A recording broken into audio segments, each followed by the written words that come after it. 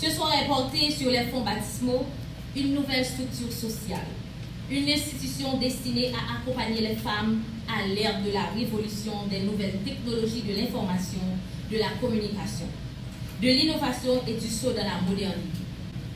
Mesdames, Mesdemoiselles et Messieurs, j'ai l'honneur aujourd'hui de vous présenter officiellement COFE, Centre de consultation des femmes, organisation à but non lucratif, dont l'objectif est de renforcer le leadership féminin en soulignant et promouvant le travail des femmes leaders en Haïti, œuvrant dans les postes de décision électifs ou nominatifs.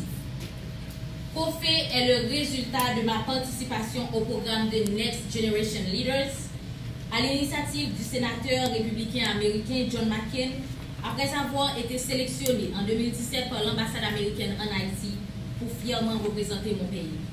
Ancienne candidate à la députation aux élections de 2015, j'étais la plus jeune, l'unique femme dans la course pour Kinskov. Nous avons subi en pile menace, discrimination sexiste. Malgré toute bagaille ça yo, pas jamais abandonné. Tant pour un pile de femmes qui étaient candidats dans l'époque là, parce qu'elles n'ont pas de gros l'argent pour me faire campagne normalement. Parce qu'elles n'ont pas de gros armes pour agresser le monde. Parce qu'elles n'ont pas de gros équipe professionnelle pour aider dans la campagne. Ça te cause échec. Dans un pays où les femmes constituent 52% de la population, la représentation de ce groupe majoritaire dans les institutions nationales est quasiment insignifiante. Malgré les dispositions légales de l'article 17.1 de la Constitution de 1987 amendée, imposant un quota d'au moins 30% de femmes à tous les niveaux de la vie nationale, notamment dans les services publics, la présence des femmes dans les espaces de décision tend à diminuer. Dans l'actuelle législature, on ne compte que 3 femmes députées et une sénatrice. C'est écœurant. Structure non partisane, n'étant affiliée à aucun parti ni entité politique.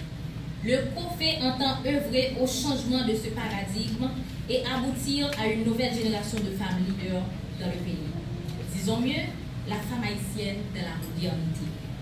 Ainsi, poursuivons-nous avec les objectifs spécifiques suivants.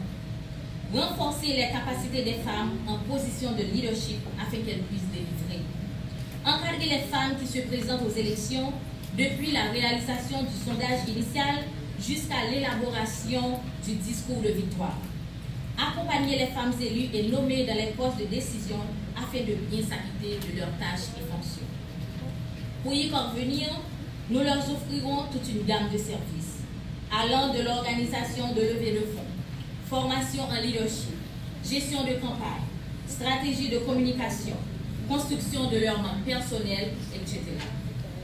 Nous ciblons à la fois les femmes élues au Parlement, aux collectivités territoriales, les femmes chefs de cabinet, les femmes ministres, les femmes impliquées et engagées dans les partis politiques. Dans cette perspective, les femmes leaders politiques seront beaucoup plus engagées, responsables, professionnelles et dignes de leurs fonctions. Leurs résultats donneront sans doute des impacts considérables qui serviront de catalyseurs et de stimulus dans la communauté. Ainsi, la population arrivera à placer sa confiance dans les compétences et capacités féminines et à les soutenir définitivement quand elles auront à se présenter à un poste électif ou nominatif. Cette démarche vise à augmenter le nombre de femmes élues aux prochaines élections.